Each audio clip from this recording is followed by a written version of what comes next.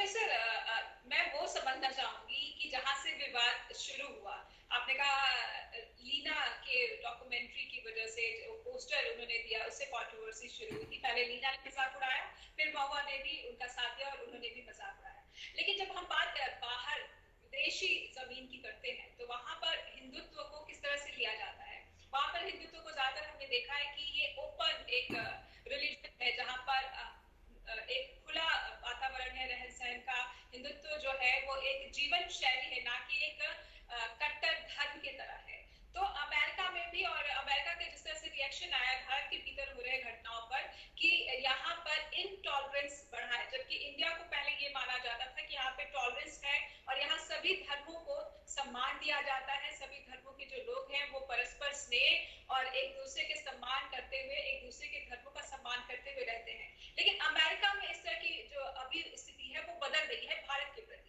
और कनाडा में ही उन्होंने इस तरह की डॉक्यूमेंट्री जो है लीना ने, उन्होंने यहाँ पर ये पोस्टर लगाया था। तो मैं ये समझना चाहूंगी कि विदेशी धरती पर इस वक्त हिंदुत्व को लेकर किस तरह की जो बातें हैं, या फिर वो राजनीतिक गलियारों की बात हो या फिर आम जनता की बात हो, किस तरह से देख रहे हैं। ये जो बात टॉलरेंस और इनटॉलरेंस की है, ये बड़ी अजीब सी बात है। पुराने जमाने में जो टॉलरेंस का राग आलापा जाता था वो भी गलत था, और आज जो इंटॉलरेंस का राग आलापा जा रहा है वो तो बिल्कुल ही गलत है। यदि इतना ही इंटॉलरेंस होता तो महुआ मित्रा इतनी आसानी से जिंदगी नहीं जी रही होती। महुआ मित्रा ये नहीं कह रही होती, पब्लिक चैलेंजेस दे रही होती कि हम तुम हमारे साथ कुछ भी कर लो। इस तरह की बहकी बहकी बातें महुआ जी नहीं कर रही होती। जो सोचने वाली बात है वो ये है कि जो हिंदू धर्म है, हिंदू विचार परंपरा है, वो विचार परंपरा जो कि हिंदुस्तान के लोग अपनाते हैं, इसमें ध्यान रखिए, जो भगवान है, जो हमारा धर्म है, जो हमारी विचारधारा है, इसमें हम कुछ लोग मुसलमान हैं, कुछ लोग इस्लाम को मानते हैं, कुछ लोग ईसाई धर्म को मानते हैं, कुछ लोग सिख धर्म को मानते हैं, पर मोटे तौर पे सभी लोगों की जो परंपराएं हैं वो इसी धरती से जो निकलने वाला धर्म है उसमें समाहित है। आप हिंदू धर्म के बारे में ऐसा सोचिए जैसे गुरुत्वाकर्षण की शक्ति के बारे में होता है।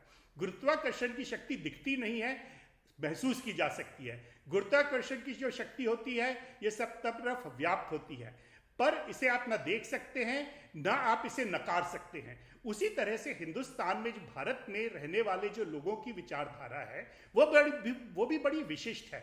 हमारे यहाँ जो ईसाई धर्म है, आप यदि केरला चले जाइए आप पाएंगे कि वहाँ से आधे से ज़्यादा जो लोग ईसाई धर्म का पालन करते हैं वो बिल्कुल उसी तरह से करते हैं जैसे कि बाकी सारे हिंदू लोग करते हैं।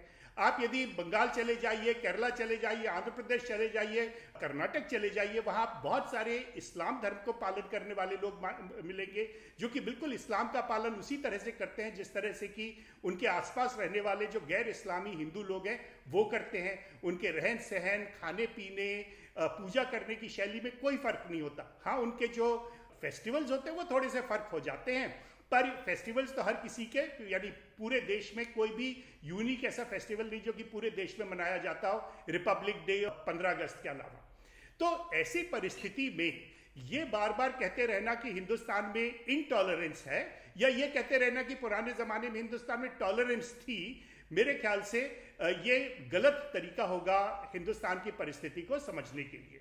जो समझने वाली बात है वो ये है कि क्यों इस तरह से ये लोग बोल रहे हैं, इनके मन में है क्या, ये क्यों लगातार हिंदुस्तान को इतना ओछा दिखाने की कोशिश करते हैं। क्या ये चाहते हैं कि हिंदुस्तान में उसी तरह का कहर बरपे जैसा कि 1947 में हुआ था।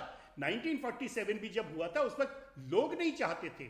बमुश्किल 50 मुस्लिम लीडर्स थे जो चाहते थे, 50 मुस्लिम लीडर्स। और जो उस तरह की उस समय की जो स्टेट व्यवस्था थी, राज्य व्यवस्था थी, उसने उन लोगों की मदद की और उनके आधार पर पूरे देश का बंटवारा कर दिया। कई लाख लोगों को नुकसान पहुंचा, पूरा देश उससे आज भी सफर कर रहा है।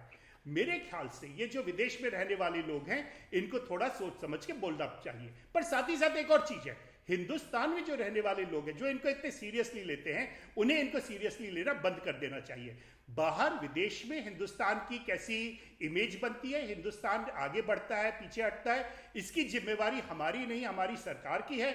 और हमारी सरकार खुल के पिछले 5-6 सालों में खुल के विदेशियों को समझा रही है कि हिंदुस्तान कैसा है, कैसे उनको हिंदुस्तान के साथ बर्ताव करना चाहिए, कि उनकी सीमाएं क्या है।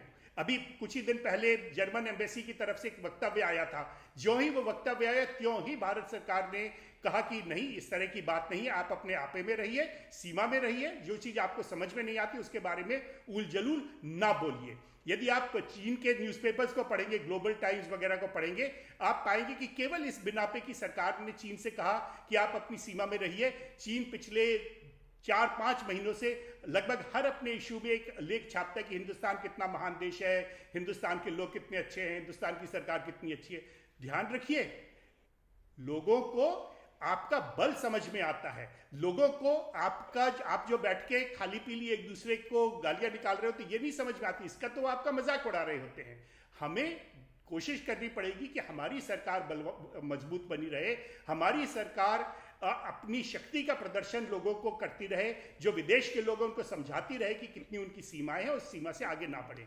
हाँ, ये जरूर है कि जो विदेश में रहने वाले भारतीय, उनका जिम्मा पड़ता है कि लीना मणिमेखलाई वगैरह जैसे लोग हैं उनको समझा सके। और आप ध्यान रखिए, कनाडा में जिस म्यूजियम में वो डॉक्यूमेंट्री दिखाई जा रही थी, तहाँ से उसको वापस ले लिया गया, केवल इसलिए कि बाकी लोगों ने उसकी शिकायत की, लोगों ने कहा कि जी हमें ये खराब लगा, ये ओछी बात है, ऐसी बात नहीं होनी चाहिए।